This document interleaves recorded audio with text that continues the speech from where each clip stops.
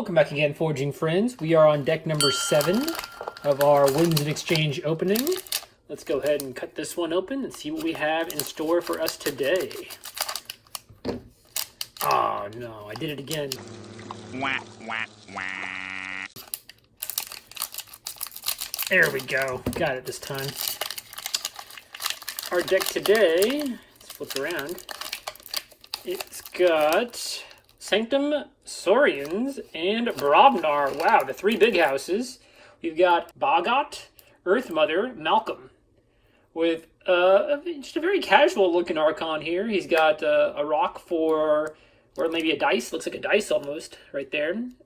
Playing D&D over here. He's got his +1 rod of holding. No, that doesn't make sense at all. Anyway, let's see what this deck has. Dropping down the Archon card, our token today is the Scholar.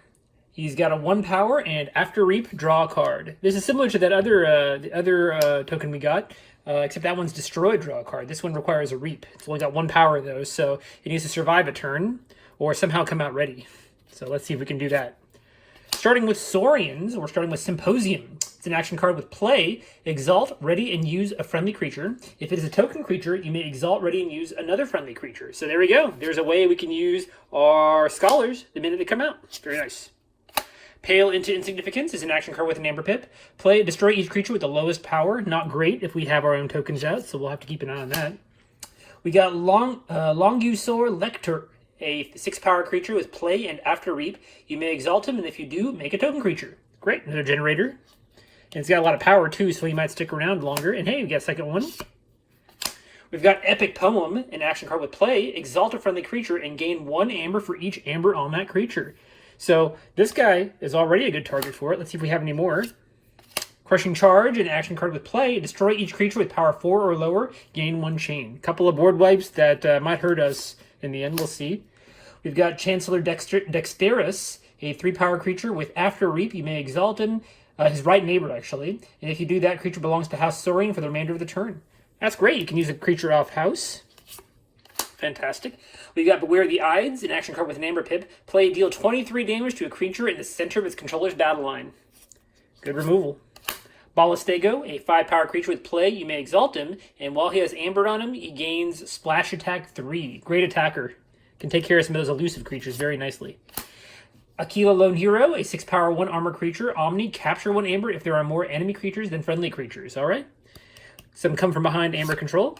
City State Interest, action card with play. Exalt, each friendly creature captures 1 amber. Just a great amber control card, especially if you have a big board. We have a lot of creatures already so far, so that's great. This one's got a damage pip too. Very nice. Patronage, a action card with play. Move half the amber from a creature to your pool, rounding up. Move the remaining amber from that creature to your opponent's pool. This can be good situationally. We'll have to look at that. Moving on to Sanctum. Starting strong, we have the 2 power Grey Rider. It's got deploy and play after fight, after reap. You may ready and fight with a neighboring creature. Just a very versatile card, especially with 3 houses like this. 3 really fighty houses, so very nice. We've got the Revered Monk, a 4 power creature. It gains +2 armor for each of its Sanctum neighbors. Can stick around for a while. We got a second one of those. Retribution, action card with an Amber Pip. Play, if there are more enemy creatures than friendly creatures, destroy an enemy creature. So yeah, we can kind of catch up if they're ahead. We got Pandulf the Provoker, a 4 power 2 armor taunt creature. And when you play him, you enrage an enemy creature. It can get something that's got a good reap effect to kind of slow down a little bit. We've got Outflank, an action card with an Amber Pip. Play each Sanctum flank. Yeah. English, mother. Do you speak it? Each Sanctum flank creature captures 2 from its opponent.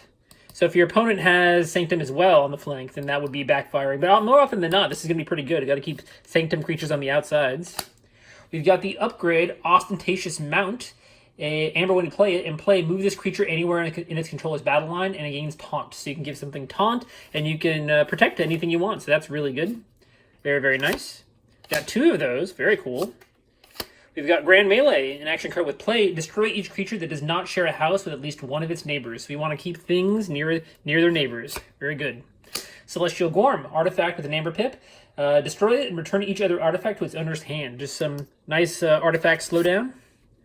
We've got Absolve, an action card with an Amber Pip. Play heal 1 damage from each creature. Each creature healed this way captures 1 from its opponent. Get some healing and some capture. Very nice. We've got the rare creature, Aja the Inconspicuous. A 3-power creature, and while it's not on a flank, it cannot be dealt damage. Cannot be dealt damage. Wow, that's really cool. So you have to take care of, it's not even skirmish. It just can't be dealt damage. So you can give it taunt. You can give it that upgrade that makes it have taunt. Put it right in the middle of your battle line, and it'll just protect things forever. It'll be just like a forever taunter. That's really cool. That's a really cool idea. Very cool. All right, moving on to Brobnar. We have the 4-power creature Rowdy Scald, which enhanced a Amber Pip and 2 damage pips. Very nice. Ragnarok Prep is an action card with play. Make a token creature. Then if you control more creatures than your opponent loses 2 Amber. Get some Amber control and token generation there. We've got Jarl Svend, a 7-power creature. After an enemy creature is destroyed fighting him, make a token creature. Another generator. Very nice. Got 2 of him. Very cool. Nice big creatures. Fresh Marks, action card with an Amber Pip. Play, destroy a friendly creature. If you do, exalt 3 enemy creatures. Get some nice potential Amber there. Got 2 of those. Wow. Hey, there's Brick Nasty. Great card. 5-power creature. After another friendly Brobnar creature fights, gain 1 Amber. Exactly what we want to do. We want to get some good fights in. We've got a couple of really big guys already, so that's really good. Unguarded Camp, action card with an Amber Pip. For each creature you control in excess of your opponent, a friendly creature captures 1 Amber, and each creature cannot capture more than 1 this way. A few cards like that where we can capture a bunch of Amber. Good Amber control. We've got Overrun, and it's an action card with 2 Amber Pips and a damage pip. If 3 or more enemy creatures have been destroyed this turn, your opponent loses 2 Amber. Well, we have a couple board wipes, but they're not in Brobnar, so we'd have to fight into our opponent's creatures, potentially, and find a way to do that. So it's possible, I think, maybe it's Brobnar. We'll see. Especially if they have low-power creatures, maybe. We got Flamethrower, artifact with action. Deal 1 damage to a creature with 1 damage splash. We could definitely maybe make use of this Overrun if our opponent has a whole bunch of 1-power tokens, and we can do a bunch of spread damage with this. That's great. You got the action card, Feats of Strength. And now, as Festivus rolls on, we come to the feats of strength. Not the feats of strength. Amber, when you play it, for the remainder of the turn, each time an enemy creature is destroyed in a fight, make a token creature. Whoa, okay. So we want to set up our board really nicely and then just like go to town after playing this card. That could be really, really good. We got 2 of those. Very cool. Very cool. Interesting fighty deck. Just really aggro. I'll go ahead and split the cards up and I will be right back. All right, welcome back. We have the counts ready. For creatures, we have 14, a little lower than we're used to seeing in Winds of Exchange.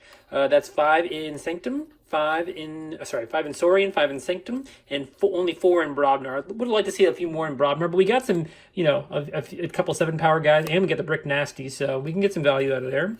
For the creature breakdown, we have 2 7-power creatures, 3 6-power creatures, 2 5-power creatures, 4 4-power, 2 3-power, and 1 2-power. So looking at it, we have a majority of our creatures that are 4-power or above. So when we look at board wipes, we have a board wipe like, looking at Crushing Charge. We have 4, 5, 6, 7 of our, half of our creatures are 4-power or lower. So there's a lot of chance that we're going to hit something of ours on here. We don't have any destroyed effects. So this card is going to be a hard one to play. But depending on what board state's like, it could be useful. Looking at token generators, we have 7. We have 2 in Sanctum, or 2 in Saurians, and 5 in Brobnar. So Brobnar is our main token generator. We have fighters that can make token creatures. I think we have quite a bit of ways of making token creatures in Brobnar, which is really cool. And then we have these 2 guys that just stick around. I love the idea of just keeping these around, keeping them protected maybe with the upgrade we got and the Inconspicuous guy, right? So this 3-power guy that can't be dealt damage as long as he's in the center. If we have what our goal is to get this guy maybe next to one of these guys and just make it hard for our opponent to take this guy out. This guy is great with that upgrade we got. We saw it before, give him taunt, move him to the center or anywhere near this guy. And then just have this guy build up a bunch of amber, make some tokens. And then we can do things like the epic poem into a patronage. Just get a lot of value off of all the amber on this guy. That'd be a huge move. But yeah, I think I like the token generator distribution here. For amber on the cards, we already have 17 to 23 amber, and that range is based on the fresh marks.